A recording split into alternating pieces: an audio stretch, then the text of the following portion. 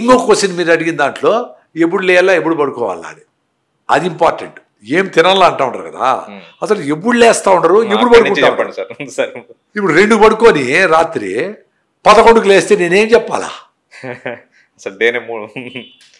Day circadian rhythm అంటారు. అంటే సూర్యోదయం కంటే మొదట తెల్లవారక ముందే పల్లె లేచింది, తన వారినందరినీ తట్టి లేపింది. అబ్బా ఒకరికో ఉంటాయి, కాకలు వస్తాయి. నాకు ఎప్పుడెప్పుడు ఆ సౌండ్లు యాక్చువల్గా ఏమి జరిగింది, 4:30కి నేను అలారం పెడతా. సపోజ్ నేను 8కి పడుకున్నాను అనుకో, 2కో 3కో మెలకు వస్తుంది 2:30కి.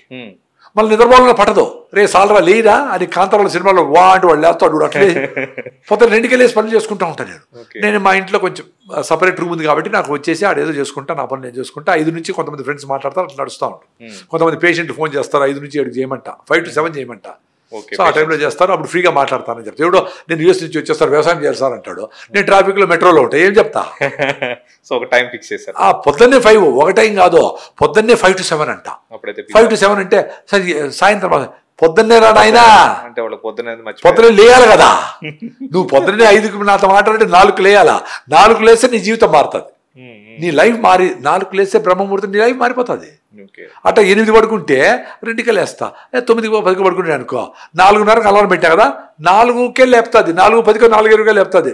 నాకు తెలుస్తుంది చూస్తే 4. అసలు ఫోన్ కూడా చూడటం లేదు, ఇప్పుడు బాగా సరిపోయింది, లేస్తాం పోతాం పని చేసుకుంటాం, ఇట్స్ ఓకే. నేను టైం చూసి ఎందుకు భయపడను? నాకు నిద్ర 8 hours రాలేదే, ఎందుకు ఏడ్చేది?